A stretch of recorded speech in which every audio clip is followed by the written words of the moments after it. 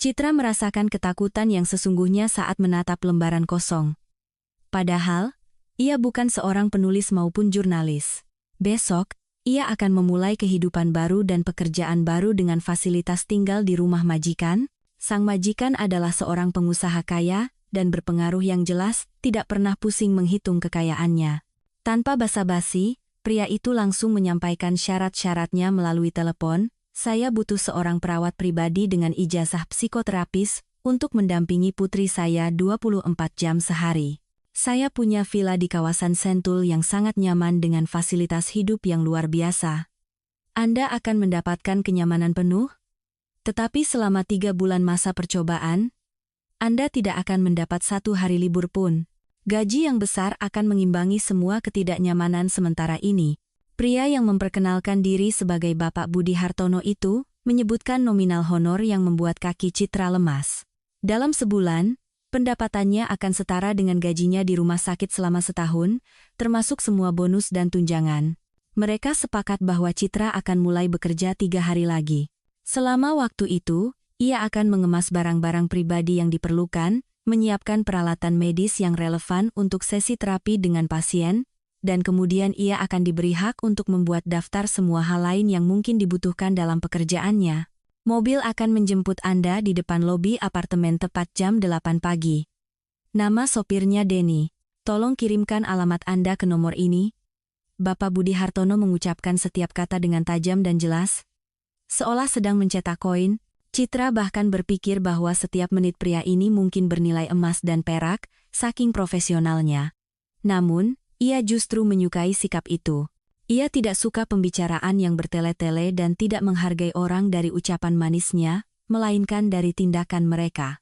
Di usianya yang ke-26, ia tahu betul bahwa waktu akan menempatkan segalanya pada tempatnya dan menunjukkan siapa diri seseorang sebenarnya.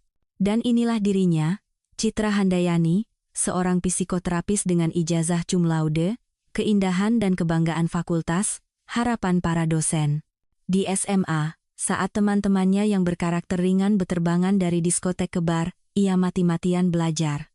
Masuk ke fakultas kedokteran di Universitas Negeri, hanya bisa dijamin sebagian oleh nilai rapor yang cemerlang, ujian masuk yang ia lewati, dengan nilai sempurna, menjadi penopangnya.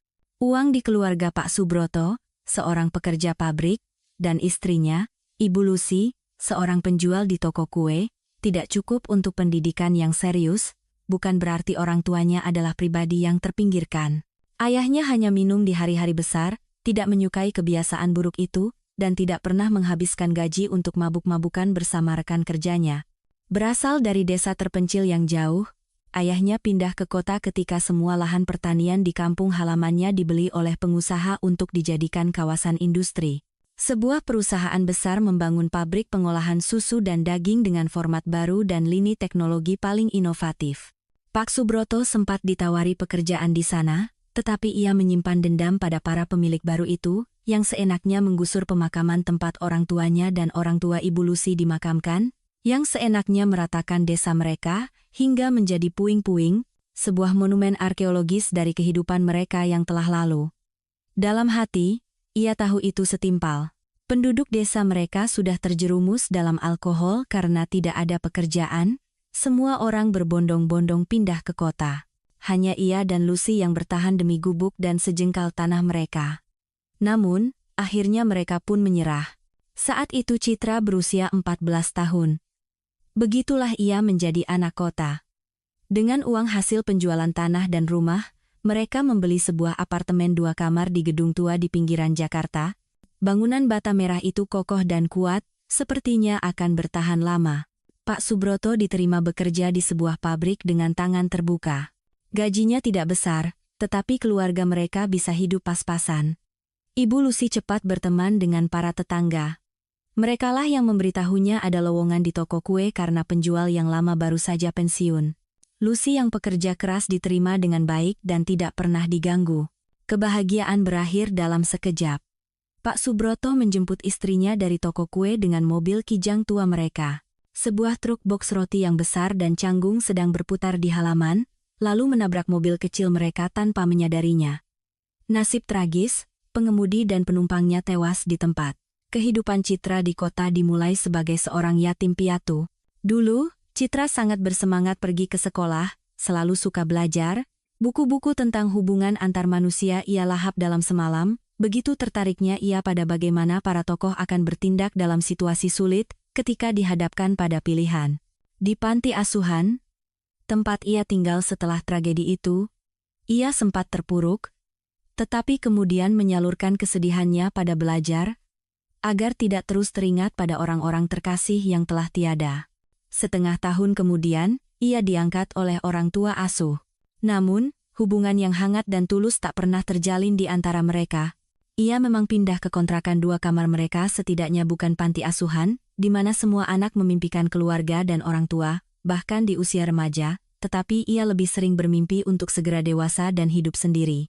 Gadis naif yang lugu ini, Citra, mencoba menilai orang dari perilaku mereka, menebak bagaimana seseorang akan menunjukkan dirinya dengan mempertimbangkan sifat dan karakternya seorang psikolog otodidak. Ia semakin suka berpikir bahwa seseorang bisa diubah, garis perilakunya bisa digeser, bisa diyakinkan. Di kelas 11, Citra sering menghabiskan waktu di perpustakaan, membaca karya-karya Freud, Jung, Bandura, Galperin, Vygotsky, dan Bechterev. Teman-teman sekelasnya bahkan tidak tahu nama-nama itu.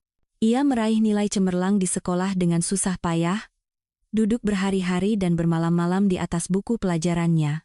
Prestasinya tidak melibatkan hadiah atau sogokan kepada guru, tidak ada yang bisa membayarnya.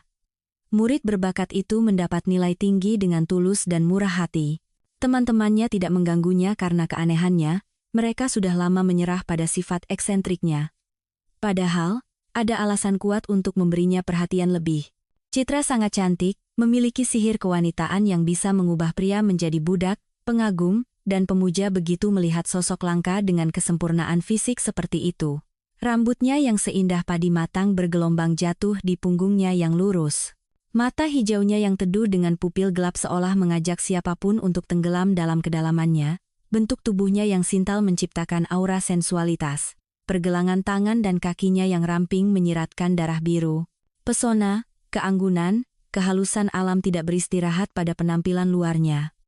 Hanya saja, Citra sendiri seolah tidak menyadari semua itu. Ia terus-menerus menggerogoti granit ilmu pengetahuan dan mengabaikan tatapan penuh hasrat dari kaum pria dari segala usia. Setelah menerima ijazah, sebagai seorang yatim piatu yang berprestasi, pihak Universitas Kedokteran merasa kasihan padanya. Kehidupan gadis ini dramatis, kita bisa membuat pengecualian untuknya, carikan tempat di jalur beasiswa.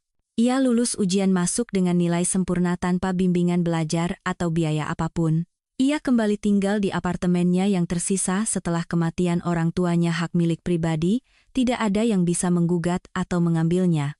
Ia berpakaian sangat sederhana, tidak modis, tentu bukan seperti orang-orangan sawah, tetapi menganut gaya klasik yang sedikit menutupi pesona alaminya. Ia sama sekali tidak memperhatikan pria di sekitarnya, saking terpesonanya dengan psikologi. Namun, suatu hari ia jatuh ke dalam perangkap seorang playboy berpengalaman. Vino juga tampan, ironis, berani, dan tak terduga. Dengan itulah ia berhasil memikat Citra, ia jatuh cinta setengah mati. Ketika diajak mampir untuk segelas anggur, ia menyambutnya dengan antusias, sadar betul apa yang akan terjadi selanjutnya. Hanya saja, jiwa pria itu busuk. Vino meniduri Citra karena taruhan dengan teman-temannya dari kalangan atas yang pernah mencoba mendekati gadis itu, tetapi ditolak mentah-mentah. Dengar, anak manja, katanya pada temannya saat itu, aku akan menaklukkan gadis ini tanpa banyak keributan. Setelah itu, jalanmu akan mulus, paham bocah? Jangan ajari aku, balas anak orang penting itu. Kalau kau bisa membuatnya takluk padaku, aku akan memberimu 10 juta rupiah. Maka, Vino berusaha sekuat tenaga. Citra menyadari tipu muslihat itu pada pertemuan berikutnya setelah malam panas mereka. Kekasihnya yang berapi-api itu tiba-tiba menjadi sedingin es. Citra tidak pingsan, ia menganggap ketertarikannya pada Vino yang tampan itu sebagai ulah hormon. Namun, honor untuk si tampan yang terlalu percaya diri itu tak pernah ia dapatkan. Citra menarik kesimpulan yang mendalam untuk dirinya sendiri, ia tidak akan membiarkan pria manapun mendekatinya lagi.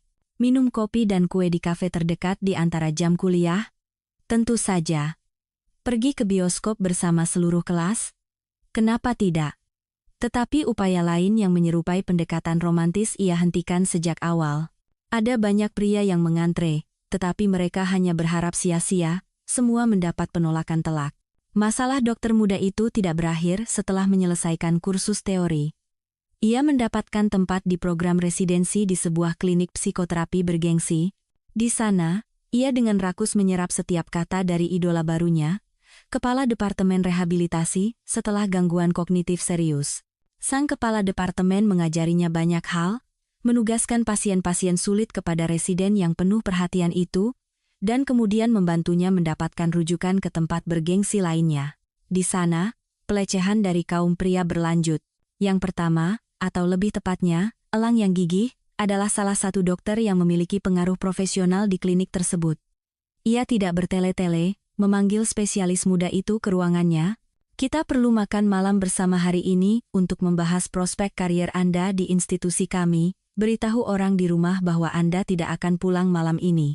Begitulah katanya, langsung, tanpa basa-basi, blak-blakan bahwa kariernya hanya bisa diraih melalui tempat tidurnya. Citra menolak undangan itu dengan tegas dan tanpa penyesalan, yang segera ia bayar mahal.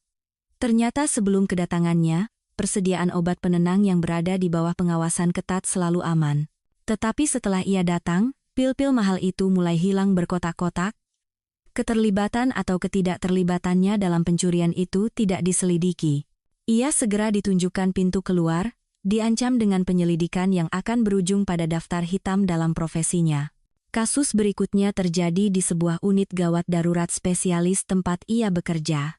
Timnya memiliki fokus yang sempit, dipanggil untuk mengatasi agresi perilaku yang menyebabkan perkelahian, penganiayaan terhadap kerabat, atau keadaan afek sementara. Pasien mereka adalah orang-orang di ambang batas, berada di antara diagnosis waras dan tidak waras, hidup di antara serangan gangguan jiwa dan masa remisi. Mengapa mereka tidak diisolasi dari masyarakat? Ada banyak alasan. Kadang-kadang kerabat menebus mereka, kadang-kadang pasien itu sendiri mampu membayar dengan uang dan koneksi untuk menghindari kecurigaan akan ketidakwarasan mereka. Citra sebelumnya tidak tahu ada layanan medis seperti itu di kota. Ia bisa masuk ke sana berkat telepon dari dosen yang melindunginya selama residensi. Perjalanannya mengunjungi orang-orang aneh, begitu timnya menyebut mereka, berakhir setelah sebulan. Suatu kali, ia berada dalam satu tim dengan kepala kantor mereka. Ia juga terkadang ikut serta dalam razia psikologis, mengatakan bahwa ia sudah lama tidak ke sirkus dan ingin mencari hiburan.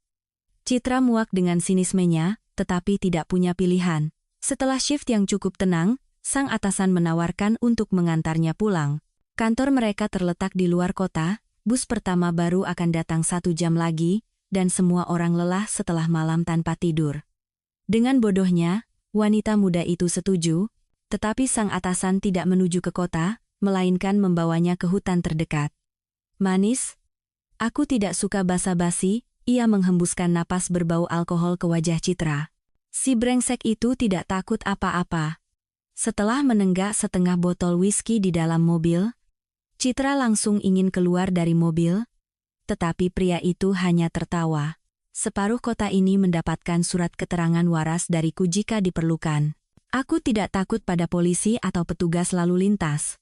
Ia sendiri tidak bisa menjelaskan dari mana datangnya kekuatan untuk menampar pria itu dengan keras. Kepala pria itu tersentak, ia menatap rekannya dengan heran. Jadi kau jual mahal, ya? Baiklah, jalan kaki sana dari sini. 11 kilometer ke kota. Sambil jalan-jalan, dinginkan kepalamu, wanita sok suci tidak punya tempat di timku. Tanyakan saja pada karyawan wanita kami yang manapun. Sekarang, enyah kau. Citra tidak bertanya apa-apa kepada siapapun. Pada shift berikutnya, ia menulis surat pengunduran diri dan pergi. Lagi-lagi tanpa praktik, lagi-lagi tanpa pekerjaan. Ia menganggur di rumah selama 1,5 bulan. Tidak ada satu klinik pun yang mau menerimanya, bahkan sebagai perawat. Desas-desus tentang reputasinya yang buruk telah menyebar di dunia medis. Bagaimana menafsirkannya? Setiap orang memutuskan sendiri. Psikoterapis Citra Handayani, yang sangat paham tentang berbagai jenis agresi, tahu betul fenomena barat yang disebut pelecehan, tetapi ia tidak pernah menyangka akan menjadi korbannya sendiri. Ia belum tahu bagaimana, sebagai pemilik kecantikan feminin yang mencolok, membangun penghalang dari gangguan menjijikan yang secara kasar melanggar ruang pribadinya. Hal ini harus ia pikirkan matang-matang untuk masa depan. Telepon dari Bapak Budi Hartono yang datang sehari yang lalu, mengakhiri serangkaian kegagalan panjang. Ia tidak hanya akan mengambil pekerjaan ini, ia akan mendapatkannya jika perlu. Mengapa ia merasa begitu takut sekaligus bersemangat pada saat yang sama, ia sendiri tidak bisa menjelaskannya. Apa yang hari esok siapkan untukku? Ia bersenandung dengan suara berat, lalu bertanya lagi, apakah aku akan jatuh tertusuk panah? Kemudian ia tertawa terbahak-bahak untuk menekan kekhawatiran yang mengganggu itu jauh ke dalam. Lowongan itu tidak biasa. Perawat pribadi untuk seorang gadis yang menderita penyakit darah mematikan, ditambah lagi dengan sindrom Asperger. Sindrom ini tidak begitu dikenal oleh orang awam yang jauh dari istilah medis. Singkatnya, pengaruhnya pada pasien dapat digambarkan sebagai ketidakmampuan, ketidakmungkinan, atau ketidaksediaan untuk berkomunikasi dengan dunia luar, hidup dalam dunia kecil. Mereka sendiri yang jarang sekali dimasuki orang asing. Di masyarakat, orang-orang seperti itu disebut autis. Riwayat calon pasien Citra diperparah oleh penyakit darah autoimun yang serius. Di dalam tubuh korban yang malang itu, sel-sel saling menyerang, menghancurkan jaringan yang mereka temui di medan perang. Saat ini, kondisi pasien dinilai sedang, dengan remisi yang berkepanjangan yang memberi ayahnya kesempatan untuk berada di sisi gadis tercintanya lebih lama. Berapa lama lagi penyakit licik ini akan berperilaku baik? Mungkin hanya Tuhan di surga yang tahu. Para dokter hanya bisa mengangkat tangan dengan simpatik, Bapak Budi, kami melakukan semua yang kami bisa, tetapi hanya keajaiban yang bisa menolong gadis itu. Kita hidup di dunia nyata dengan hukum alam yang kejam, dan berkuasa atas semua makhluk hidup di planet ini. Semua itu sudah saya dengar ribuan kali, jawab sang ayah yang berduka. Apa saran Anda? Bagaimana saya bisa mencerahkan hidupnya jika ia tidak bereaksi terhadap apapun? Acuh tak acuh, tidak aktif, pendiam, dan sunyi. Saya tidak pernah melihatnya tersenyum. 16 tahun dalam ketidakpastian yang konstan, ini bisa membuat orang gila. Spesialis terkemuka dalam gangguan spektrum autistik yang duduk di kursi di seberang Bapak Budi Hartono berpikir sejenak, lalu berkata, saya punya seorang dokter. Karier profesionalnya tidak begitu mulus, ia tidak pernah bertahan lama di satu institusi medis pun. Dan saya tidak bisa mendapatkan alasan dari kegagalan yang terus-menerus ini darinya. Ia adalah salah satu murid paling cerdas di angkatan saya, menunjukkan harapan besar, bersemangat untuk membantu orang-orang yang kurang beruntung, mengikuti semua metode dan inovasi terbaru di bidang kami. Tapi di klinik, ia kempes seperti balon. Sayangnya, saya tidak bisa mengawasi setiap mahasiswa cemerlang saya. Saya memberinya beberapa rekomendasi, tetapi tidak berhasil. Baru-baru ini, kami tidak sengaja bertemu di toko kue tempat saya membeli kue untuk ulang tahun istri saya. Kami bertukar kontak kalau ada informasi tentang lowongan di suatu tempat di klinik binaan kami, undanglah gadis ini, ia menjalani residensi di rumah sakit saya. Saya bisa menjaminnya, hampir seperti menjamin diri saya sendiri. Bapak Budi Hartono menimbang semua pro dan kontra dalam benaknya, dan memutuskan bahwa ia tidak akan rugi apa-apa. Perawat-perawat sebelumnya tidak berhasil menangani Kania. Mungkin gadis muda ini bisa melakukan sesuatu. Penghuni di rumah besarnya tidak sedikit. Juru masak kesayangannya, Bibi Lastri, yang telah bekerja padanya selama 30 tahun, putranya, Bagus, seorang tukang kebun dan asisten Bibi Lastri untuk urusan rumah tangga, seorang pelayan dengan nama eksotis, Gabriela. Pasti ada tempat untuk Citra Handayani yang belum dikenal ini. Ada 4 kamar tamu yang kosong. Ia harus memberi perintah yang sesuai kepada Gabi begitu ia memanggil pelayan itu dalam hati. Eksperimen musim panas yang akan mengubah seluruh hidup mereka telah dimulai. Citra memutuskan untuk memulai perubahan radikal dalam hidupnya dari penampilannya. Ia perlu menciptakan citra kerja baru yang semaksimal mungkin menyembunyikan kecantikan alaminya. Ia tidak mau anugerah dari surga ini, yang ia anggap berlebihan, dan tidak pantas lagi-lagi mengganggunya bekerja dengan tenang. Dari lemari pakaiannya yang tidak terlalu besar, ia memilih celana longgar, rok gombrong berwarna gelap, sweater oversized, blus model longgar, serta sepatu datar dan bot. beberapa piyama lucu dengan gambar kelinci di padang rumput. Citra menyukai pakaian dalam yang elegan dari Renda dan Sutra, tetapi tidak ada yang akan melihatnya di balik pakaian longgarnya. Butuh sedikit usaha dengan rambutnya. Rambutnya tidak mau dikepang menjadi sanggul cepol di kepalanya. Kacamata dengan lensa netral melengkapi penampilannya. Ia pernah membelinya untuk pesta kostum di universitas, dan sekarang berguna lagi. Puas dengan penampilannya, Citra memasukkan amunisi penyamarannya ke dalam tas besar, dan dengan lebih senang hati mulai mengumpulkan buku-buku khusus. Saat pasiennya beristirahat, ia akan mempelajari lebih detail tentang autisme sekali lagi. Pengobatan tidak boleh dimulai sembarangan, segala sesuatu membutuhkan pendekatan yang sadar dan rasional. Pukul 8 pagi, seperti yang dijanjikan oleh Bapak Budi Hartono, seorang pria muda yang ramah membunyikan bel apartemen Citra. "Selamat pagi, saya Denny. Mari saya bawakan barang-barang Anda ke mobil. Bos meminta Anda untuk memeriksa semuanya dengan teliti agar tidak ada yang tertinggal. Anda tidak akan bisa keluar selama 3 bulan. Kata-kata itu terasa begitu hangat dan menenangkan bagi Citra, sehingga ia langsung berpikir, kita akan cocok. Aku akan melakukan semua yang kubisa untuk itu. Perjalanan ke rumah barunya memakan waktu lebih dari 3 jam tanpa macet. Stasiun kereta terdekat sekitar 2 kilometer dari sini. Seolah membaca pertanyaan tanpa suara Citra, Denny berkata, "Ada 6 mobil di garasi, 2 sopir. Apapun yang perlu dibeli dan diantar, Anda bisa menugaskannya pada saya." Citra dengan penasaran memandangi lingkungan sekitar rumah yang megah namun sangat menawan itu. Warnanya krem lembut dengan elemen dekorasi coklat yang orisinal di fasad, balkon, dan teras besar. Bangunan itu dikelilingi oleh area taman. Di kejauhan, terlihat kolam renang besar yang saat ini ditutupi oleh semacam bahan pelindung.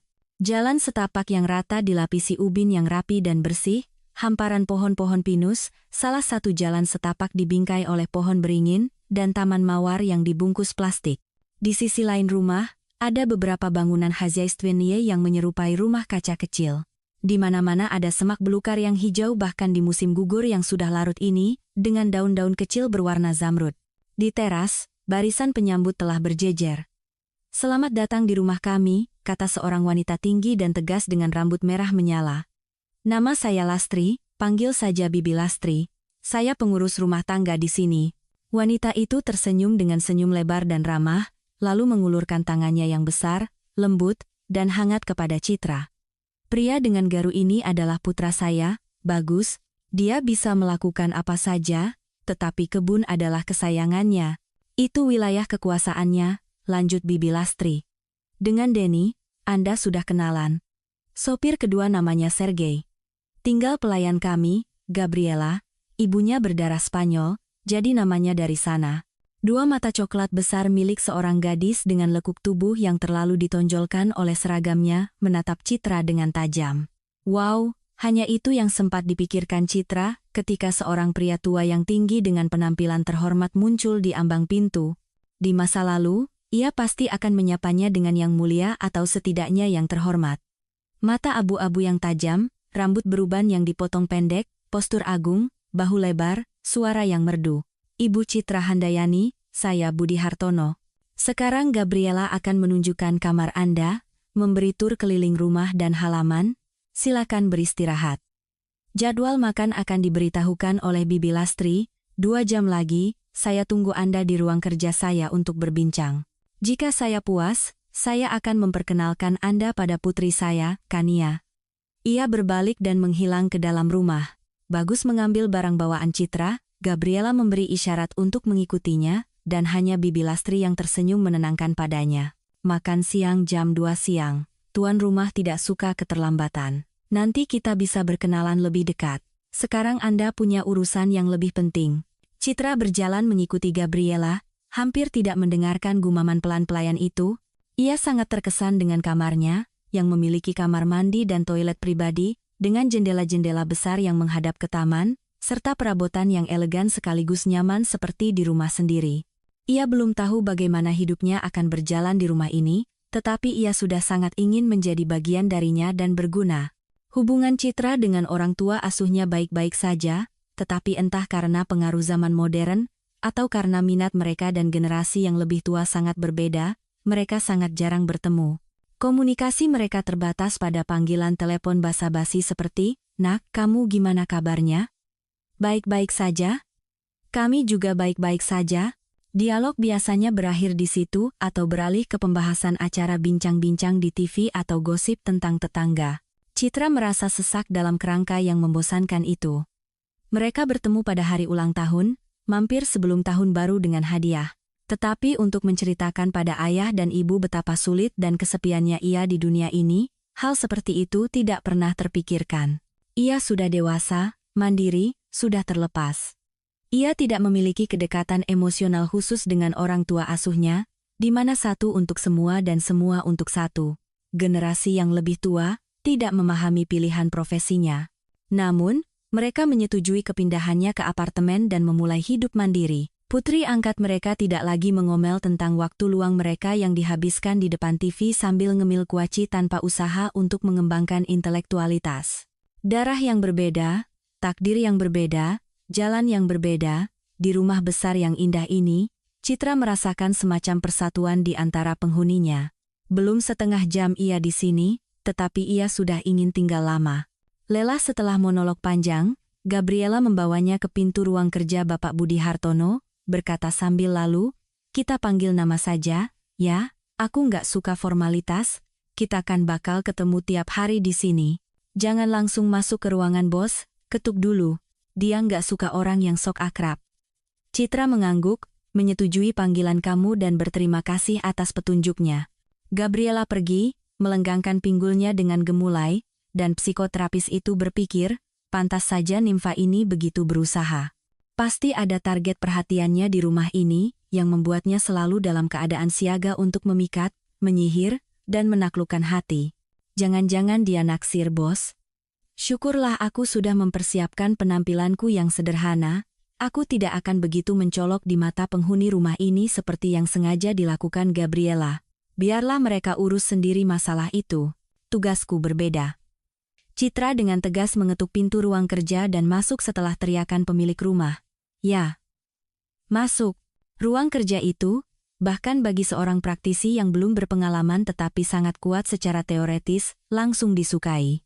Perabotan dari kayu mulia, rak-rak buku yang tak berujung, patung-patung elegan, pemandangan indah dalam bingkai-bingkai bergaya di dinding, meja kerja dengan komputer besar, pusat musik dengan pengeras suara di sudut, lemari terpisah dengan CD. Ia belum mengenal Bapak Budi Hartono sama sekali, tetapi ruang kerja ini seolah berteriak, "Pemilikku bukan orang bodoh, ia terpelajar, berpendidikan, cerdas, dan sukses." Bapak Budi Hartono mempersilakannya duduk di kursi empuk di dekat meja kopi, tidak menunjukkan tempatnya sebagai bawahan di ruangan ini dengan menyuruhnya duduk di seberang mejanya. Ia membunyikan lonceng, memanggil Gabriela.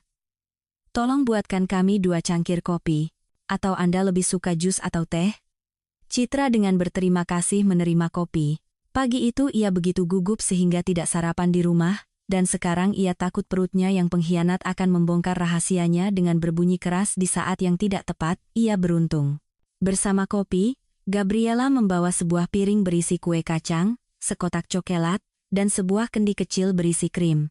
Karena gugup, Citra melahap hidangan itu seperti anak serigala yang lapar, tetapi ia tidak melihat kecaman apapun di mata Bapak Budi Hartono. Ia menyukai ketulusan dan spontanitas pada orang. Ia bahkan tersenyum, "Sambutan kami kurang baik, ya. Hari kerja pertama Anda, baru datang dari perjalanan, bahkan teh pun tidak ditawarkan." Citra dengan mulut penuh mencoba mengatakan bahwa semuanya baik-baik saja, lalu tersenyum tak berdaya, menyeka remah-remah di bibirnya dan mengunyah sisa kue dengan seksama. "Maafkan saya, ini karena gugup. Jadi saya langsung melahap makanan manis. Terima kasih kopinya, mari kita kembali ke urusan kita." Bapak Budi Hartono tidak akan pernah mengaku, baik kepada rekan bisnisnya maupun kepada wanita muda ini, bahwa ia suka melakukan tes dengan cara kuno. Pendekatan ini ia pinjam dari ayahnya, seorang petani sederhana yang seumur hidupnya mengolah tanah dan menanam biji-bijian. Ayahnya, sayangnya, sudah tidak bisa bekerja lagi. 5 tahun lalu, Budi membeli sebuah rumah di desa sebelah, tempat orang tuanya sekarang menghabiskan sisa hidup mereka. Generasi tua itu menolak mentah-mentah untuk pindah ke Istana Budi, dengan alasan bahwa tanah di kebun mereka lebih dekat dan menarik daripada taman di tanah milik putranya. Setelah menempatkan seorang pembantu rumah tangga yang baik hati untuk mereka, sang putra berhenti membujuk mereka untuk tinggal bersama. Sekarang mereka hanya saling mengunjungi dan berkumpul pada hari libur keluarga. Tetapi nasihat ayahnya, bahwa setiap pekerja harus diberi makan yang enak terlebih dahulu, dilihat bagaimana ia makan, baru kemudian ditarik kesimpulan, ia ingat betul, jika seseorang makan dengan tulus, tanpa dibuat-buat dan rasa malu yang palsu, ia akan menjadi pekerja yang baik. Jika ia berkata tidak lapar, hanya mengambil beberapa remah dari meja untuk sopan santun, maka ia akan bekerja dengan lesu. Setiap perekrut profesional akan tertawa terbahak-bahak mendengar metode seleksi seperti itu, tetapi Bapak Budi Hartono dari pengalamannya sendiri sudah lama yakin, metode itu berhasil. Setelah memberikan nampan dengan cangkir kosong kepada Gabriela, Bos Citra memulai pembicaraan. Kandidatur Anda direkomendasikan oleh seorang profesor yang terkadang mengonsultasikan putri saya. Sebelum Anda memulai tugas Anda, saya ingin menceritakan secara singkat latar belakang kami. Bukan sebagai orang asing yang belum saya kenal, tetapi sebagai seorang dokter, seorang psikoterapis. Kania adalah anak bungsu kami. Istri saya meninggal seminggu setelah kelahirannya, jantungnya tidak kuat. Saya punya anak laki-laki yang lebih tua, Rama. Dia tinggal dan bekerja di Eropa, di cabang kami di Praha. Dia jarang ke sini. Rama lahir ketika saya dan istri saya masih sangat muda. Sekarang usianya 33 tahun. Pernikahan kami yang didasari cinta yang besar, saat masih mahasiswa ternyata sangat kuat. Kami hidup rukun, hanya satu hal yang membuat istri saya sedih, setelah kelahiran Rama yang gagah, ia mengalami serangkaian keguguran. Istri saya sangat mendambakan anak kedua, seorang perempuan. Bahkan namanya sudah ia siapkan, untuk menghormati ibunya yang sangat ia sayangi. Pada usia 44 tahun, istri saya hamil lagi. Ia sangat bahagia, tetapi para dokter khawatir.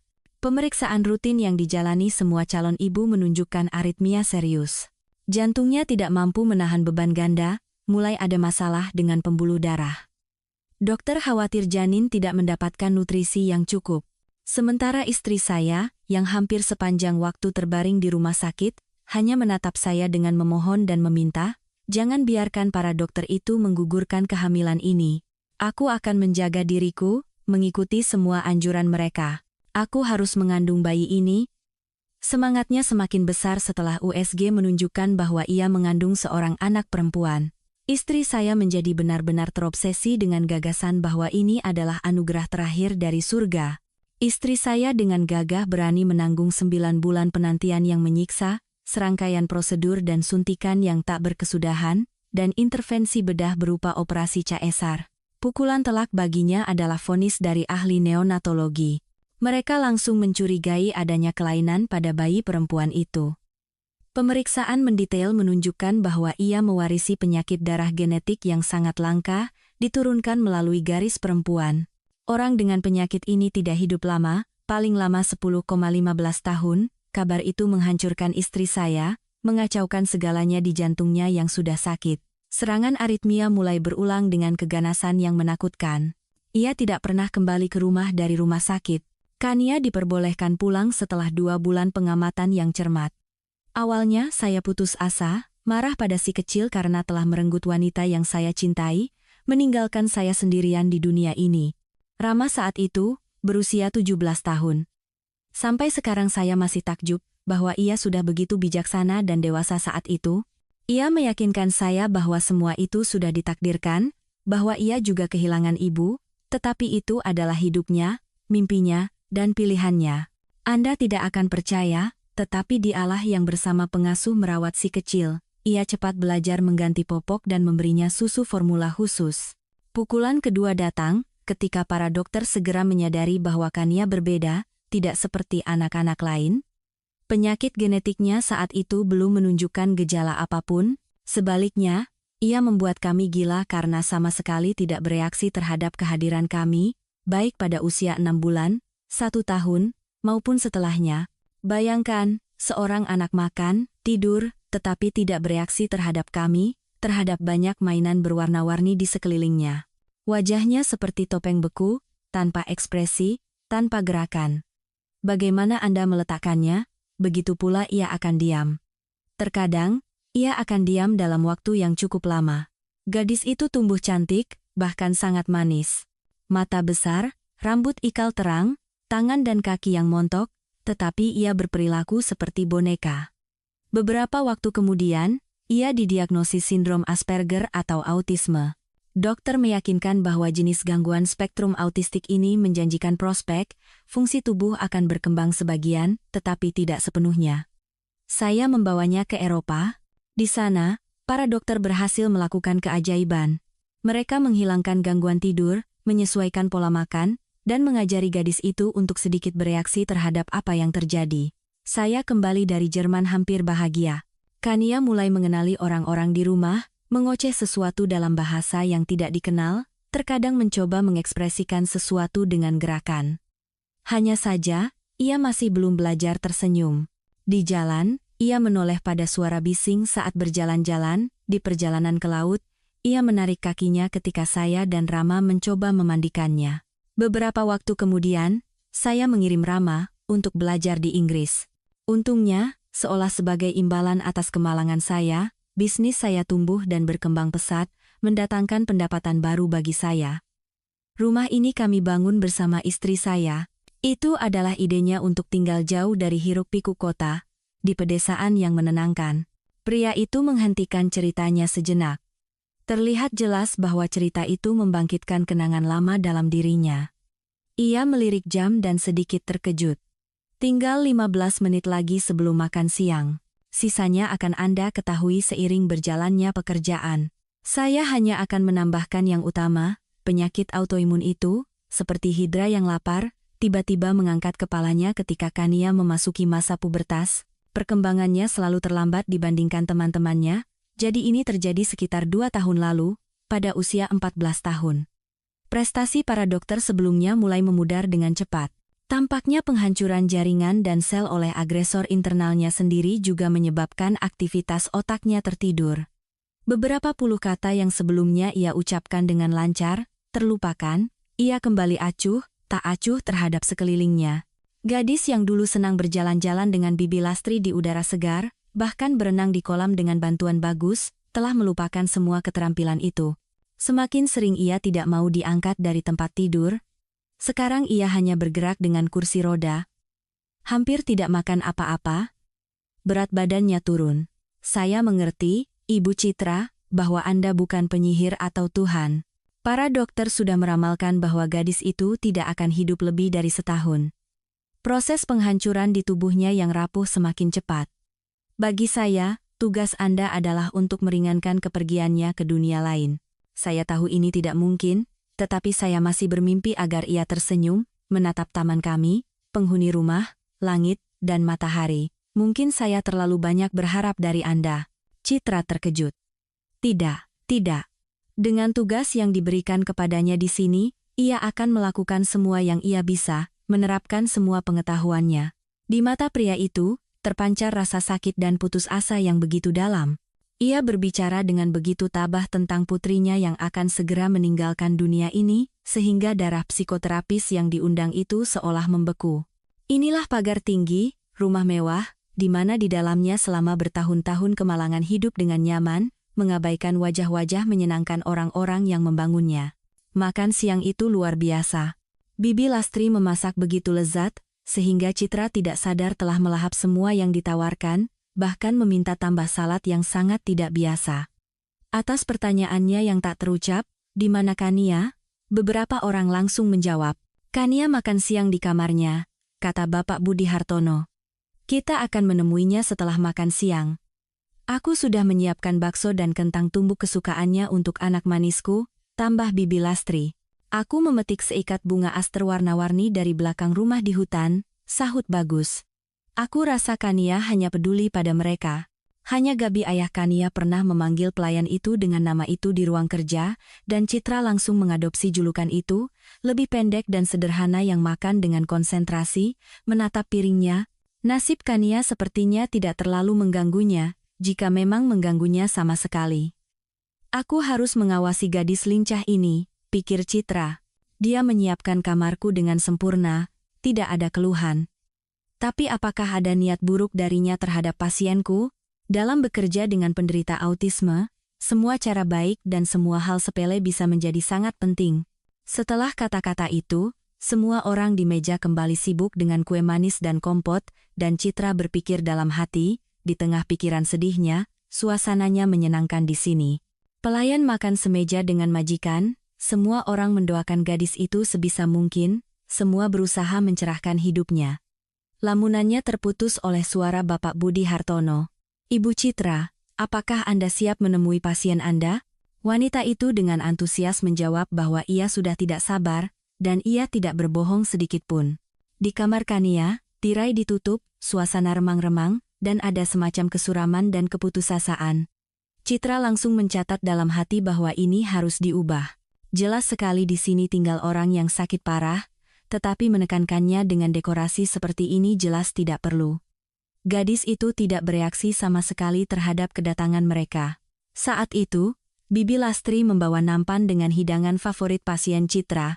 Psikoterapis itu memutuskan untuk tidak menunda-nunda pekerjaannya. "Bapak Budi, Bibi Lastri, izinkan saya menyuapi Kania sendiri, sekaligus kita bisa mengobrol. Tinggalkan kami berdua, Kania, ini dokter barumu, Ibu Citra. Dia akan berada di sisimu hampir sepanjang waktu. Kau tidak keberatan jika kami meninggalkan kalian berdua?" Dan lagi-lagi, tidak ada reaksi yang berarti. Gadis itu dengan patuh membuka mulutnya saat melihat makanan, mengunyah dan menelan seperti boneka, tetapi Citra tetap memulai monolognya. "Aku bukan dokter, aku bukan perawat untukmu, Kania. Aku lebih suka status sebagai teman. Aku akan berada di sisimu atas kemauanku sendiri, meskipun aku dianggap sebagai karyawan bayaran. Aku akan jujur padamu, aku akan tinggal bersamamu secara gratis. Sejauh ini, aku sangat menyukai segala sesuatu di rumahmu yang indah ini, tempatnya, orang-orangnya, dan kamu. Besok kita akan merombak kamarmu. Aku tidak berpikir itu akan buruk bagi kesehatanmu." Untuk sepersekian detik, Citra merasa seperti melihat sesuatu berkelebat di mata gadis itu, semacam secercah reaksi, tetapi semuanya dengan cepat padam lagi. Atau mungkin itu hanya permainan cahaya dan bayangan di dalam ruangan. Sang dokter memutuskan untuk memikirkannya nanti di kamarnya. Untuk saat ini, ia memakaikan pakaian hangat pada pasiennya, dan membawanya dengan kursi roda ke halaman, agar ia bisa menghirup udara segar musim gugur. Sejak saat itu, hari-hari di rumah itu berjalan sesuai dengan skenario yang sudah lama ditetapkan. Pagi hari, Citra dan Kania sarapan bersama di kamar gadis itu, kemudian ada infus dan suntikan yang tak terhindarkan untuk melawan manifestasi kelainan genetik. Wajib berjalan-jalan selama 2 jam di taman, di mana Bagus selalu dengan penuh kasih merawat tanaman, makan siang di ruang makan besar, di mana Citra menghabiskan waktu bersama penghuni rumah lainnya, lalu menyuapi Kania. Tidur siang terapeutik untuk pasien, dosis obat baru yang menetes perlahan melalui infus selama beberapa jam.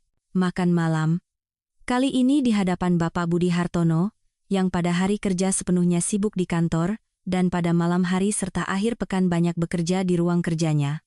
Lelah dengan prosedur yang tak berkesudahan, pasien biasanya sudah tertidur lelap pada pukul 10 malam.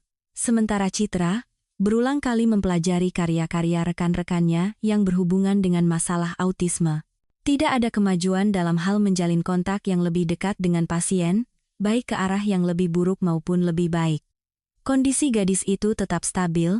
Citra terus-menerus berbicara dengan Kania tentang segala hal, menceritakan plot buku-buku fiksi favoritnya, membacakan puisi, menunjukkan reproduksi lukisan dari album besar yang berwarna-warni. Sebenarnya, kata berbicara di sini tidak tepat. Sang dokter melakukan monolog abadi, sementara gadis itu mendengarkannya dengan acuh tak acuh. Suatu hari, dokter yang mulai sedikit putus asa itu menemukan informasi dalam sebuah artikel asing bahwa untuk mengurangi manifestasi keterasingan pada penderita autisme, interaksi dengan dunia hewan bisa menjadi bantuan yang baik. Di rumah Bapak Budi Hartono, anehnya, tidak ada satupun hewan peliharaan. Setelah rapat umum semua penghuni rumah, diputuskan untuk mengambil seekor anak anjing dari jenis anjing besar. Entah kenapa, semua orang paling menyukai anak anjing Newfoundland dari Kanada. 2 hari kemudian, Denny membawa harta karun hitam berbulu dengan mata seperti manik-manik dari sebuah peternakan yang khusus membiarkan jenis ini. Anak anjing itu sangat menggemaskan. Dikatakan bahwa saudara-saudara kita yang lebih kecil tidak memiliki akal. Lalu apa yang memberitahu Timo nama lengkapnya Timotius, bukan nama keren seperti Bugs atau Lord? Nama ini lebih manis bahwa ia ditakdirkan untuk Kania. Begitu berada di kamarnya yang atas perintah Citra sudah lama memiliki suasana yang lebih ceria dengan banyak elemen cerah, Timo langsung menuju ke arah gadis itu dan menyentuhkan hidungnya yang basah ke telapak tangannya. Dan sang dokter yakin, di mata Kania ada reaksi yang berkelebat. Sekejap, tetapi ia tidak ragu, reaksi itu cerah dan positif. Untuk pertama kalinya, Citra merasa mereka berada di jalur yang benar. Menjelang Tahun Baru dan Natal, semua orang di rumah menantikan kedatangan Rama dari Praha. Citra belum mengenal pria muda itu. Ia hanya ingat kata-kata Bibi Lastri, anak emas kami. Kania benar-benar berubah ketika kakak laki-lakinya datang. Dia tidak bisa tersenyum, tetapi wajahnya seolah bersinar. Gabriela, yang hadir saat percakapan mereka, menambahkan, dan betapa tampannya Rama kita. Terhormat, sopan, bijaksana, tetapi secara fisik, ia adalah contoh tipikal pahlawan kekasih Hollywood. Dua citra dalam satu wajah, itu sangat menarik. Bibi Lastri langsung menanggapi kata-katanya. Lebih baik kau ganti spray di kamar Kania selagi dia jalan-jalan dengan Citra. Pikiranmu hanya soal asmara saja. Kau salah sasaran, Gabi. Gabi, seperti biasa, pergi sambil melenggangkan pinggulnya, dan juru masak itu bergumam di belakangnya, gadis itu benar-benar gila ketika anak bos pulang dari Eropa. Dia terus menggodanya, tetapi Rama memandangnya seolah dia tidak ada. Dia pernah punya tunangan, tetapi wanita itu selingkuh saat dia mencari uang di Ceko. Mereka putus. Meskipun wanita tak tahu malu itu datang memohon-mohon di sini, menangis terseduh-seduh, nyaris menjambak rambutnya sendiri karena putus asa telah kehilangan pria kaya. Tidak ada yang berhasil. Rama sama sekali tidak percaya lagi padanya, tidak bisa memaafkannya karena berselingkuh dengan pria lain. Sambil menghela napas sedih, Bibi Lastri tiba-tiba menawarkan, nanti malam mampir ke kamarku, kita minum teh. Aku akan menceritakan kisahku, bagaimana Bapak Budi Hartono menyelamatkanku dari musibah, dan mengapa sejak saat itu aku menjulukinya malaikat kebaikan. Saat berjalan-jalan, Citra membahas topik mendidik penghuni baru dengan bagus. Tidak pantas anjing ras murni hanya bermalas-malasan di halaman. Tukang kebun itu pernah mengaku bahwa memiliki anjing adalah impian lamanya. Ia dengan sabar menanggung semua kenakalan Timo, bahkan memaafkannya karena menabrak semak mawar yang terbungkus plastik saat berlari.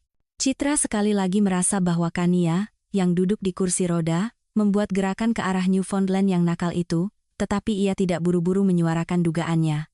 Harus diamati, dan diamati lagi. Nanti akan terlihat. Setelah makan malam, setelah memastikan Kania sudah tertidur lelap, ia menutup pintunya dengan tidak rapat dan mengetuk pintu sebelah. Masuk, aku sudah menunggumu, terdengar suara Bibi Lastri yang berambut merah. Aku sudah menyeduh teh hijau dengan melisa, ada selai sirsak dengan kacang. Sekarang kita akan berpesta. Citra pernah sekilas ke kamar juru masak itu sebelumnya, tetapi sekarang ia bisa mengamatinya lebih detail. Keanggunan dan kenyamanan yang sama, dibumbui dengan barang-barang pribadi yang berharga bagi Bibi Lastri.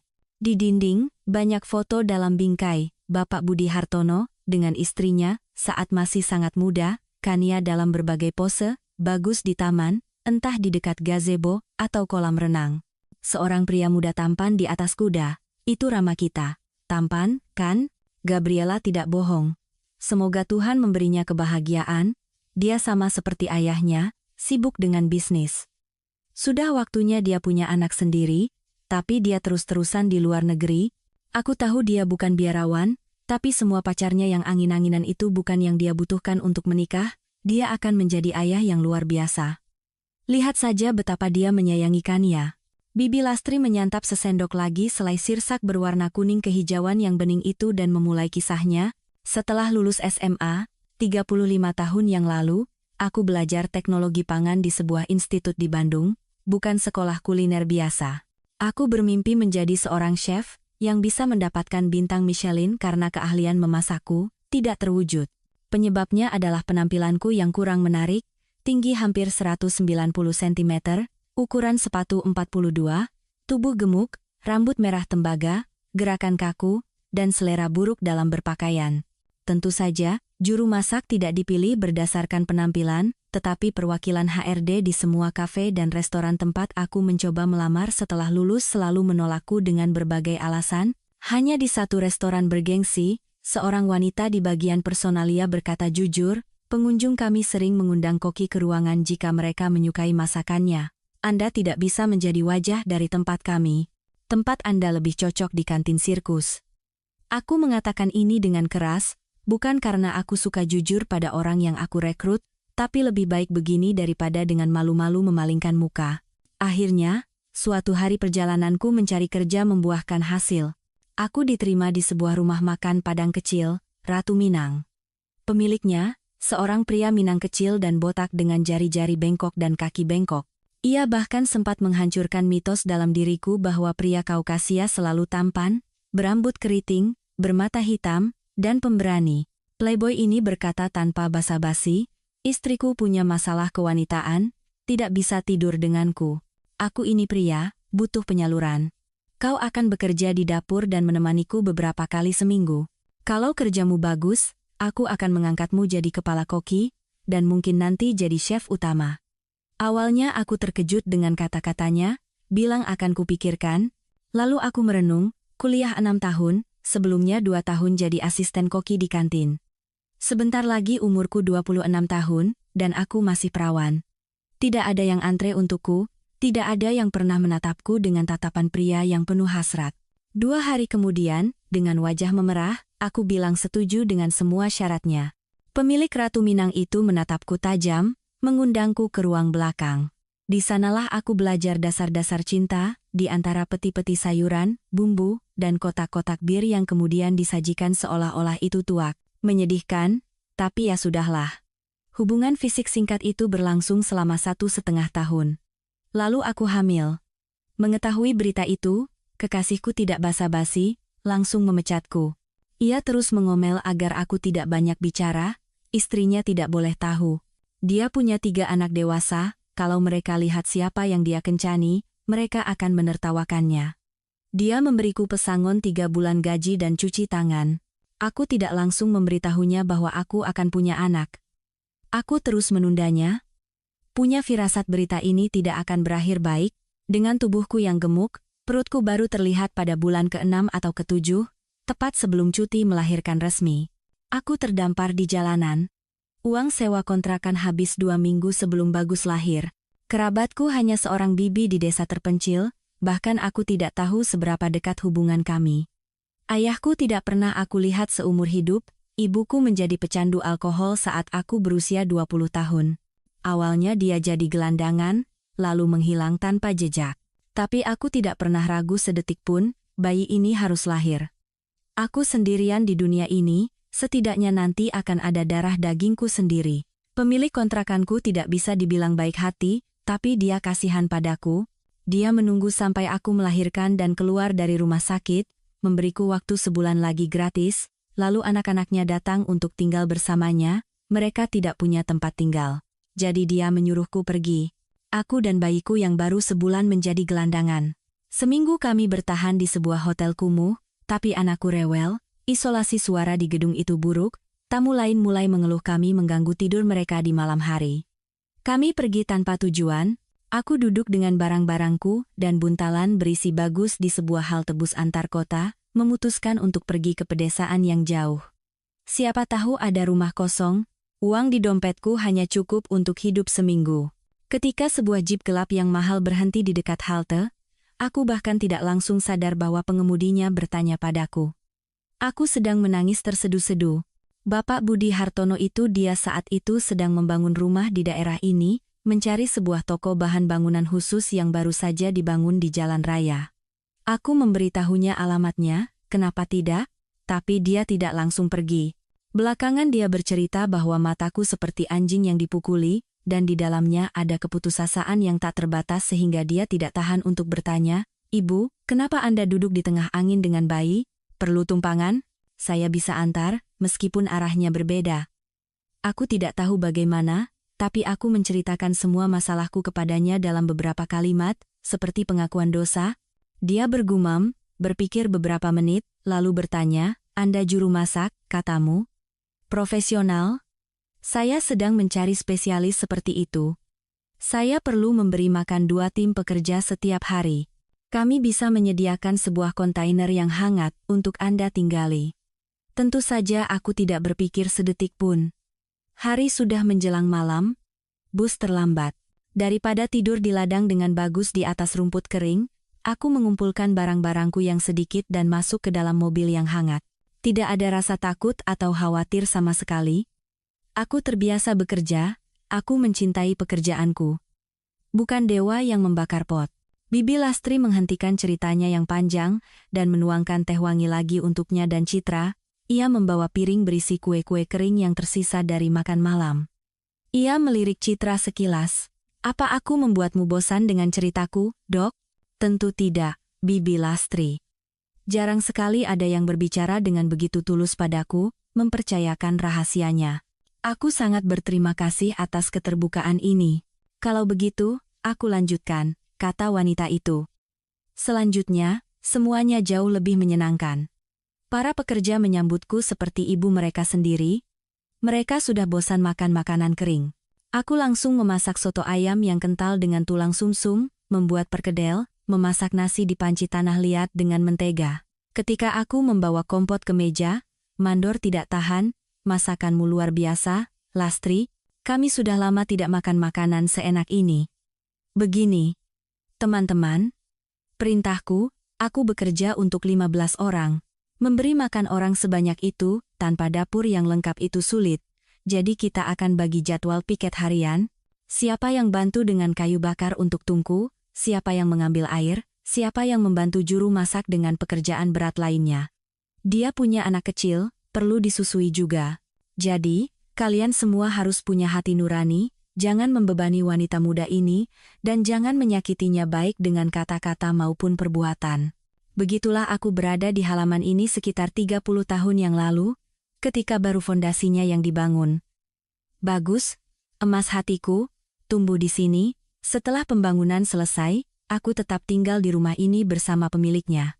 Saat itu, Bapak Budi Hartono dan istrinya sudah punya Rama kecil.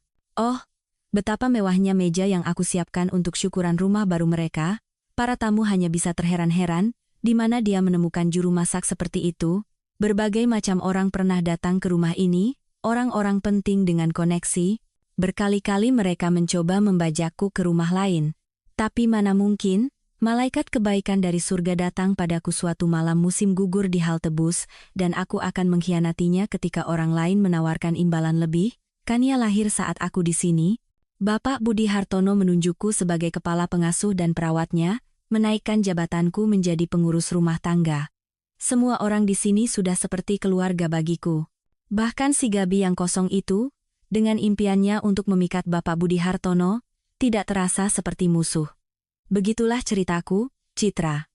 Mungkin ini bisa membantumu dalam pekerjaanmu, memberimu petunjuk. Citra kembali ke kamarnya dengan termenung. Sebelumnya, ia sepenuhnya percaya pada stereotip, orang kaya berarti kikir dalam hal kebaikan hati. Di rumah Bapak Budi Hartono, ia melihat dunia lain yang penuh kehangatan, rasa hormat, dan keinginan untuk saling membantu dalam realitas kehidupan yang sulit. Keyakinannya yang membara untuk melakukan segalanya, agar Kania merasa sedikit lebih baik semakin kuat dalam benaknya. Mulai hari berikutnya, ia meningkatkan beban terapeutik untuk gadis itu, bersikeras agar prosedur pijat dilanjutkan, memutuskan bahwa itu sama sekali tidak membahayakan tubuh yang rapuh oleh penyakit, tetapi sebaliknya, meningkatkan tonusnya. Kania tetap tidak bereaksi terhadap perubahan jadwal. Hanya kehadiran anak anjing berbulu, Timotius, yang tampaknya sedikit menghidupkan wajahnya. Citra tidak menyerah. Ia membawa kursi roda dengan pasiennya keliling taman, mendudukkan Kania untuk mengamati sesi latihan Bagus dengan anjing itu. Bagus menjalankan tugas itu dengan serius. Timo kecil sudah tahu perintah duduk, tidur, tempat, kemari, jalan. Di rumah, Newfoundland itu hanya mengakui 2 orang sebagai tuannya, Kania. Di kakinya ia menghabiskan seluruh waktu luangnya, dan Bagus, yang memberinya makan dan mendidiknya. Hari-hari berlalu, liburan musim dingin yang disukai semua orang Tahun Baru dan Natal semakin dekat. Citra, Gabi, dan Bibi Lastri dengan senang hati menghias rumah yang sudah indah itu dengan komposisi cemara, karangan bunga berwarna-warni, dan patung-patung tokoh dongeng. Bagus memasang pohon Natal buatan di semua ruangan, menghiasinya dengan mewah dengan mainan-mainan mahal. Suasana hati semua orang penuh kegembiraan praliburan. 3 hari sebelum Tahun Baru, Citra tiba-tiba menerima telepon dari satu-satunya teman dekatnya. "Citra, kau akan pingsan. Aku punya berita besar, aku akan menikah mendadak dan pindah ke Papua bersama kekasihku. Dia seorang insinyur militer, kami akan tinggal di dekat sebuah proyek besar di sana." Citra langsung merasa sedih. Ia dan Nita sudah seperti saudara, bersama sejak dari panti asuhan, selalu saling mendukung. Dan sekarang mereka akan berpisah. Sementara itu, temannya terus berceloteh di telepon. "Tanggal 30 Desember, aku adakan pesta lajang perpisahan di sebuah klub malam. Tanggal 2 Januari, pesawat kami terbang satu arah. Tidak ada penolakan, Citra. Aku juga sudah menyiapkan hadiah untukmu, gaun malam yang aku jahit sendiri, keren banget. Tentu saja tidak sepadan dengan kecantikanmu, tapi akan menonjolkannya dengan sempurna. Kalau saja Nita melihatku sekarang, dia pasti tertawa terbahak-bahak," pikir sang perawat. Baru-baru ini ia tidak sengaja mendengar komentar Gabi tentang dirinya. Pelayan itu menatapnya dengan jijik setelah makan malam dan menyimpulkan, psikoterapis kita itu tikus pucat yang kusam. Entah kenapa ada wanita tak berbentuk dan tak berwajah seperti itu. Mereka tidak berguna, pria pasti menjauhinya.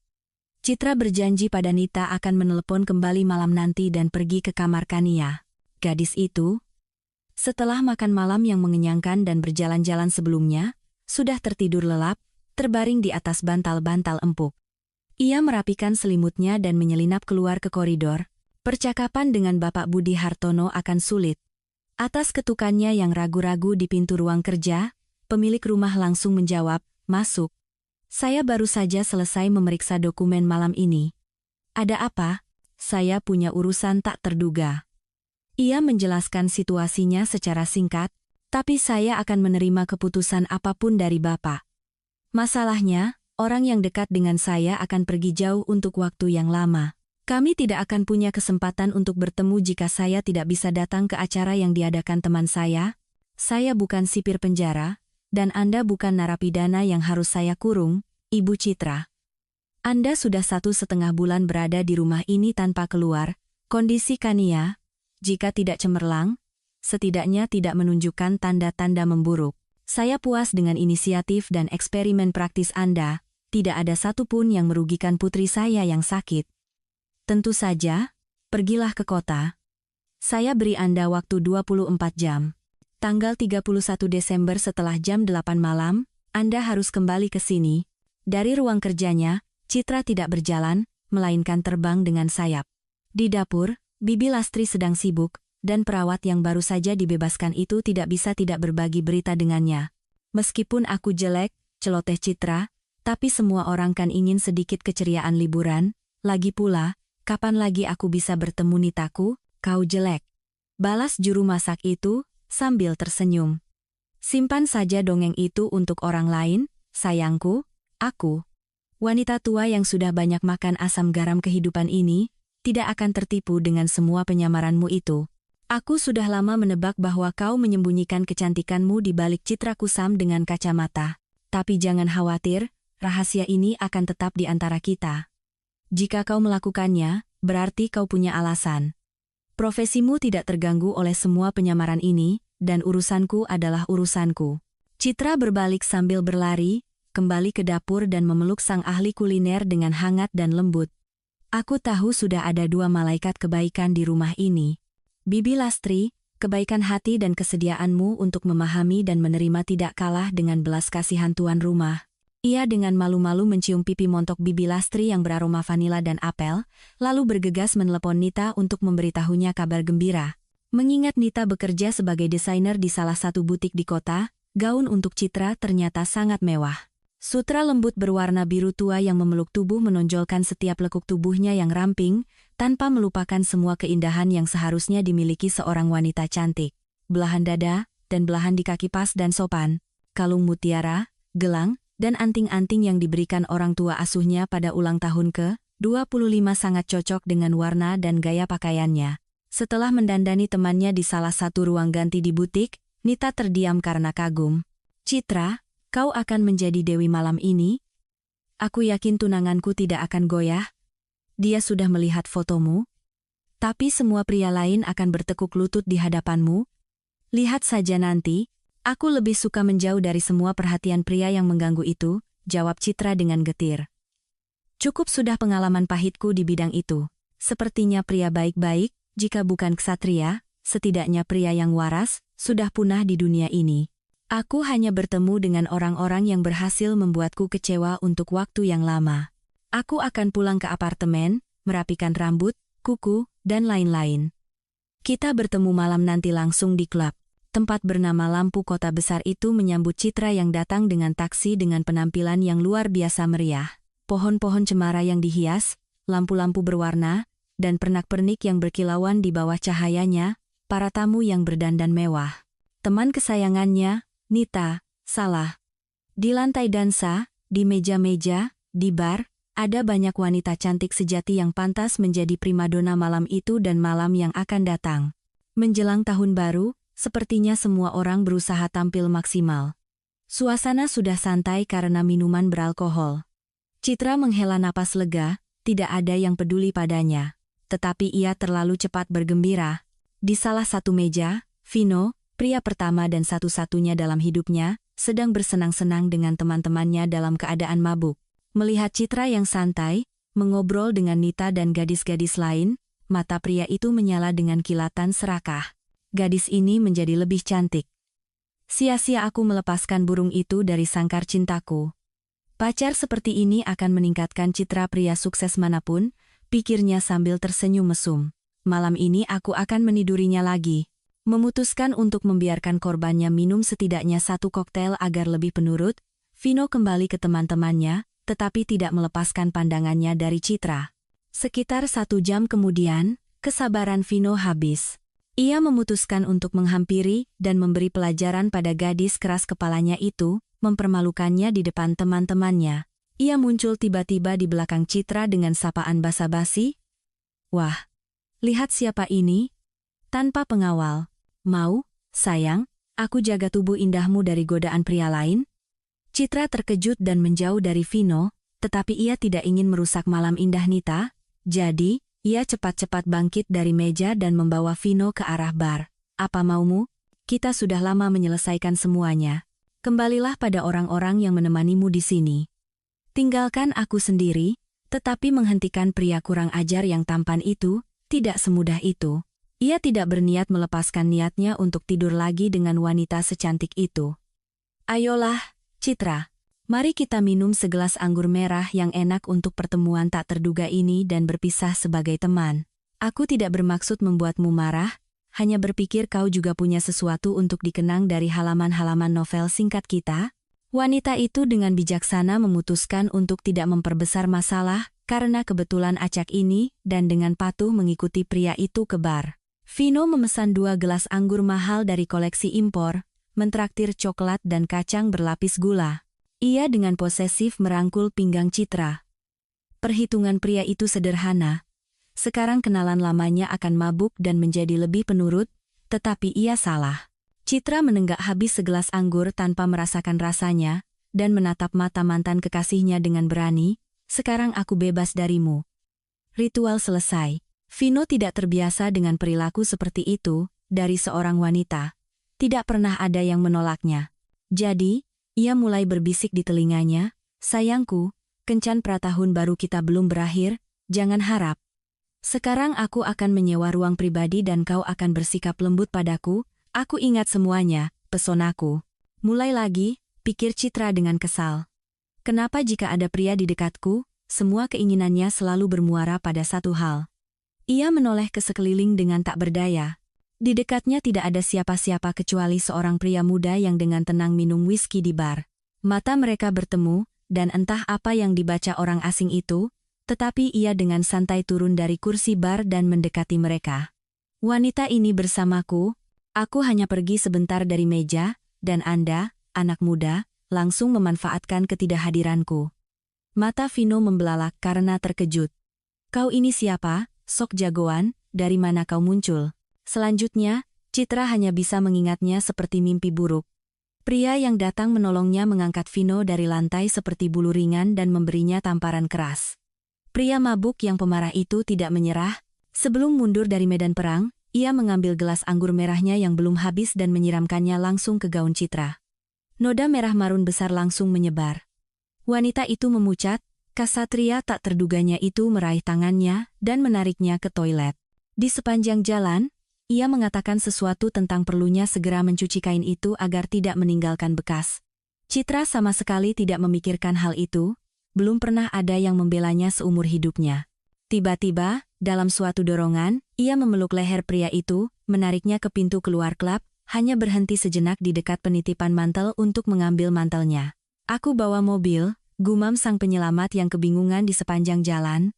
Aku ada janji di sini dengan teman lama, tapi dia terlambat.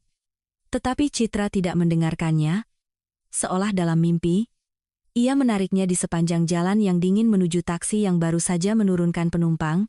Ia tidak peduli dengan kesopanan, dengan gaun yang rusak, dengan kebingungan teman seperjalanannya yang dengan patuh mengikutinya. Di kepalanya hanya ada satu pikiran, syukurlah aku suka memakai pakaian dalam sutra yang mahal. Tidak akan memalukan.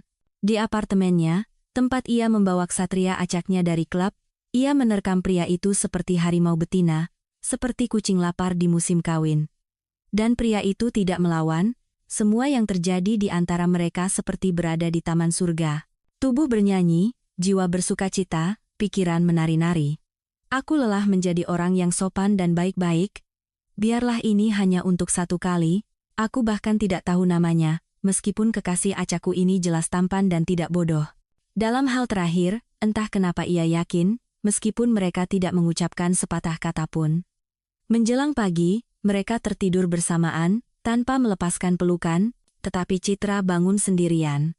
Selain tempat tidur yang kusut dan bantal yang masih beraroma parfum pria yang luar biasa, tidak ada lagi yang mengingatkan pada malam yang telah berlalu di apartemennya.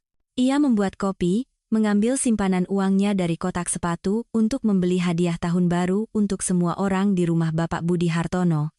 Ia sudah mulai menganggap semua orang itu seperti keluarga. Dan malam itu, apa boleh buat, sudah berakhir. Semua keajaiban tahun baru suatu saat akan berakhir. Sinterklas yang telah menyelamatkannya dari Vino, yang menjijikan juga telah menghilang. Sayang sekali ia bahkan tidak sempat memberi sarapan pada orang asing itu. Memang, di kulkasnya kosong melompong, bahkan sepotong roti pun tidak ada, tapi ia bisa membuat panekuk yang lezat. Tepung, gula, vanili, susu ada di freezer, sebatang mentega beku. Tapi sudahlah, ia harus kembali ke tugasnya. Citra kembali ke kostum penyamarannya sebagai gadis lugu yang jelek, mengemasi tasnya, dan menelepon Denny. Sopir Bapak Budi Hartono berjanji akan mengantarnya ke toko untuk membeli hadiah, dan Usped kembali ke rumah tepat waktu. Citra tiba-tiba berpikir bahwa pria yang bersamanya malam ajaib itu juga seorang malaikat kebaikan dan perlindungan, setidaknya untuknya secara pribadi. Suasana hatinya campur aduk, kesedihan karena perpisahan dan sesuatu yang tidak terwujud, dan kegembiraan karena dalam hidupnya yang cukup hambar terjadi kembang api seperti itu. Di rumah Bapak Budi Hartono, ia dan Denny tiba tepat pukul 20.00. Di ambang pintu, Citra ditahan oleh Bagus dan Timo. Tukang kebun itu dengan malu-malu memberinya sebuah buket yang terbuat dari kerucut pinus dengan pita-pita dari hiasan berkilauan. Gabriela muncul di teras, hari ini sepertinya berdandan dengan semua warna pelangi, untuk menyambut malam tahun baru, maskara berwarna, eyeliner di sekeliling mata, eyeshadow, perona pipi, lipstik. Anehnya, penampilan alami Gabriela yang cantik itu bahkan tidak rusak olehnya. Bagus, tebar pesona kemana-mana. Ya? Katanya cinta mati padaku. Perasaanmu sudah layu. Ya? Beralih ke dokter kita. Tukang kebun yang biasanya pendiam dan pemalu itu tiba-tiba berani melawan. Aku bahkan belum sempat memberimu hadiah sederhanaku. Tapi jangan sentuh Ibu Citra, jangan berani-beraninya bicara tidak sopan padanya. Kau tidak sebanding dengan kukunya. Gabriela menatap Bagus dengan jijik dan menyahut, diam kau, orang-orangan sawah. Aku menunggumu di sini. Sebentar lagi Tuan Rama akan datang, pria itu bukan tandinganmu. Belajarlah darinya bagaimana pria sejati berpenampilan dan bersikap. Untuk menghentikan monolog yang tidak menyenangkan ini, Citra meraih lengan Bagus dan membawanya ke samping. Jangan dengarkan kata-kata kasarnya, Bagus. Seseorang yang bisa begitu mencintai tanaman dan hewan, ia seolah-olah menjadi perpanjangan dari mereka di bumi ini. Sebagian dari kita menjadi malaikat kebaikan bagi orang lain, menyembuhkan dan menyelamatkan jiwa-jiwa yang tersesat dan malang.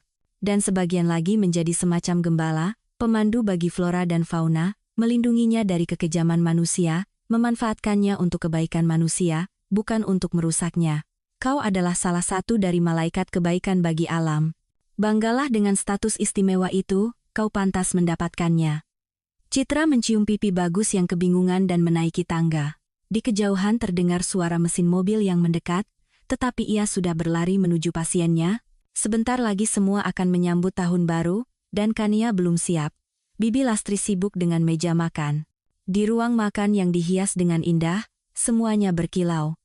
Meja penuh dengan hidangan dan minuman, semua penghuni rumah mengenakan pakaian meriah.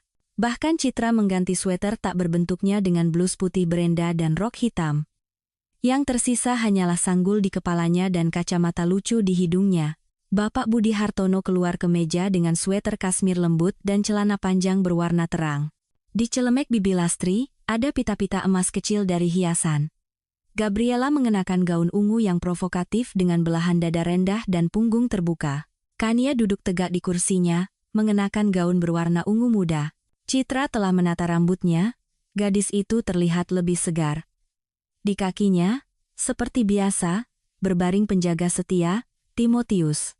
Untuk perayaan itu, Bagus telah memandikannya dengan sampo anjing, bulunya berkilau.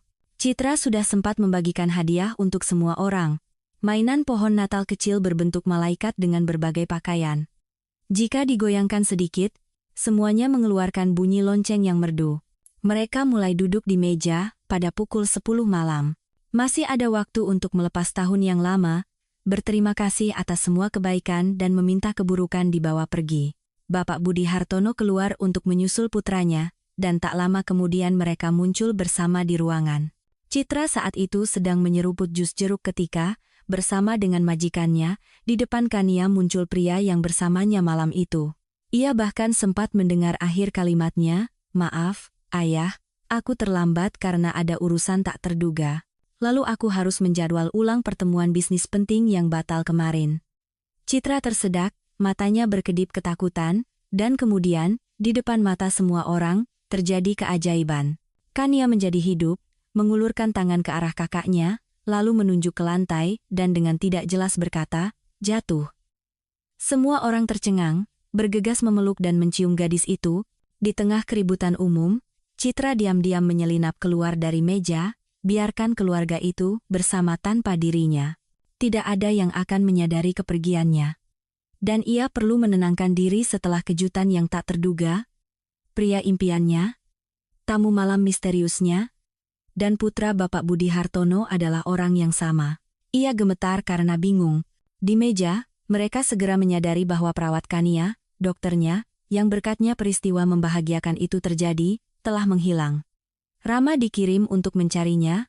Ia mengetuk pintu kamar dokter dengan gigih, lalu membukanya sedikit, tetapi di dalam kamar tidak ada apa-apa selain suara air yang mengalir di kamar mandi. Ia berpikir mungkin wanita itu merasa tidak enak badan. Pria itu dengan tegas mendorong pintu kamar mandi. Di depan bak mandi, membungkuk, Citra dengan marah menggosok sehelai kain, air matanya jatuh ke dalam air. Ia menoleh pada suara pintu yang terbuka. Sekarang ia tidak memakai kacamata jeleknya, rambutnya tergerai di punggungnya, dan Rama menangkap sesuatu yang sangat akrab padanya. Kemudian ia mengalihkan pandangannya ke bak mandi, di mana tergeletak sebuah gaun sutra biru tua yang indah. Teka-teki itu terpecahkan. "Kamu?" teriak Rama dengan kaget. "Aku kembali dengan sampanye, makanan, dan buket bunga ke apartemenmu, tapi kosong. Aku hampir gila karena putus asa, berpikir telah kehilangan peri malamku selamanya." Citra dengan berani melangkah ke dalam pelukan Rama yang terbuka. Persetan dengan semua prinsip, kesopanan, aturan. Pria ini telah membalikkan jiwanya kemarin. Orang-orang di bumi ini bertemu dan saling mengenal dengan cara yang berbeda. Bersamanya, ia merasa baik, sisanya tidak penting. Rama melepaskan gadis itu terlebih dahulu. Cepat pakai sesuatu. Tinggal 5 menit lagi sebelum jam 12 malam, kita masih sempat. Tidak ada waktu untuk penyamaran biasa. Blas dan rok Citra basah kuyup. Dalam hitungan detik, ia mengenakan jeans ketatnya dan sweater putih rajutan tebal. Ia tidak mengikat rambutnya, hanya sedikit menyisirnya. Mereka tiba di meja tepat saat jam berdentang. Gelembung sampahnya menari di gelas. Di meja, semua orang menantikan karya kuliner Bibi Lastri. Bahkan Kania mencoba membuat semacam senyuman di wajahnya. Bapak Budi Hartono tidak bertanya satu pertanyaan pun, hanya melirik bagaimana kedua orang muda itu duduk berdampingan di meja. Bibi Lastri berpikir dalam hati, dengan begini, sebentar lagi akan terdengar suara anak-anak di rumah kita. Bagus tersenyum bahagia sambil mengelus punggung Timo. Gabriela dengan gugup menggigit bibirnya dan mengunyah roti lapis ikan salmon. Kalau begini terus, Bagus juga akan direbut dariku. Sekarang, untuk tetap di rumah ini, aku harus menerima pendekatan tukang kebun itu. Dia pria yang baik, pekerja keras, dan cukup tampan. Malam tahun baru itu benar-benar ajaib dan penuh keajaiban. Seperti seharusnya, setiap orang di meja itu bahagia dengan caranya masing-masing. Liburan musim dingin yang telah lama ditunggu-tunggu berlalu dengan berbagai hiburan dan istirahat. Hanya Citra yang tanpa lelah bekerja dengan Kania untuk mengkonsolidasikan keberhasilan. Pada hari kerja pertama, Bapak Budi Hartono menyadari bahwa ia terlalu santai selama liburan dan memutuskan untuk pulang lebih awal. Dengan langkah pelan di atas karpet lembut, ia mendekati pintu kamar putrinya dan menjadi saksi kemenangan baru Kania. Timo, Ayah, Rama, Lastri, Bagus, Citra, Gabi, Kania dengan patuh mengulang suku kata demi suku kata yang diucapkan Citra. Bapak Budi Hartono bersembunyi di sudut koridor dan menangis. Konsilium yang diadakan oleh guru Citra 10 hari kemudian memberikan kesimpulan yang menggembirakan. Penyakit itu telah menyerah, proses penghancuran sel dan jaringan melambat, periode remisi telah melampaui semua batas yang diketahui ilmu pengetahuan. Bapak Budi Hartono, kan sudah saya bilang, Citra adalah spesialis yang luar biasa. Dalam kasus kita, mengharapkan kesembuhan total sama saja dengan melamun di awang-awang. Tetapi putri Anda menunjukkan kemajuan positif yang nyata dalam kondisi umumnya. Ia mulai menunjukkan reaksi terhadap dunia luar, meskipun lemah, tetapi ia mulai berbicara lagi. Tahu tidak, saya berpikir, jika seorang pasien hidup dikelilingi oleh malaikat kebaikan, seperti yang digambarkan murid saya, ia punya semua kesempatan untuk tinggal lebih lama di bumi ini. Dan Anda akan membuatnya sebahagia mungkin. Saya yakin akan hal itu. Setengah tahun berlalu. Pesawat yang akan terbang pagi hari ke Praha ditunda karena kondisi cuaca. Sepasang muda yang serasi terus-menerus melirik papan elektronik dan satu sama lain. Rama, bagaimana jika aku tidak pergi ke klub malam sialan itu? Kau akan melihatku dalam wujud monster dan